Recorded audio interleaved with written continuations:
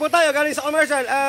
May interviewin po tayo na ating kaibigan na mainit ang palong kay Rendon Labading. Ay, Rendon Labador po. So pare, ano pangalan pare? Joe Luis Enrico. Ayun, taga saan tayo sir? Magsaysay Norte, sa bayan ng Matatapang. Ayun, so ano ang masasabi mo? Ano ba ang masasabi mo kay Rendon Labading? Labading, puro bunganga ka lang, wala kang utak. Pagka nagkana tayo, kahit basag-basag na ipalong ko, lalaban pa ako sa'yo. Ayun, so iniimbitahan po ba natin siya sa ating... Kung hinaham mo si Tulpo at saka yung ibang mga kayang-kayanan mo, ako hindi sikat, pero sisikat ako sa'yo pagka binugbog kita. Ayun, so pare, saan ang ano natin, Cabanatuan Nueva Ecija? Kahit saan tayo magharap, gusto mo, bondarihan tayo. Kung tiga Maynila ka, de Bulacan, gano'n. Baka sabihin mo kasi, dito lang kami matapang sa lugar namin. Bondarihan tayo kung saan ka lugar.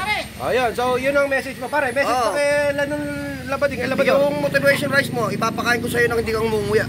Ayun! Ayun! So, ayan na.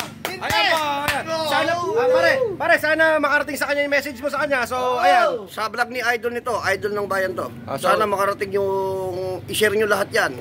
Para bigyan kami ng magandang laban. Pare, gagaya ko yung octagon. Yung ano, green. Paa, kamay, daliri, gamitin mo na lahat. Ayun. Basta tayo, walang bossing-bossing lahat. Ulo pa, pwede gumana. Buntalan lang. Buntalan. Pero siguraduhin ko sa'yo, kakain ka ng hindi gumuya. Ayun. So pare, isang yugatit nga. Yugatit. Ayun. So yan po.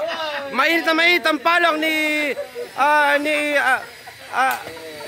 Joe Luis Enrico. Mainit na mainit ang palong kay Rendon Labading. So, ayan po. Ipopost po natin yan. Sana makarating sa'yo. Rendon Labador. So you got it.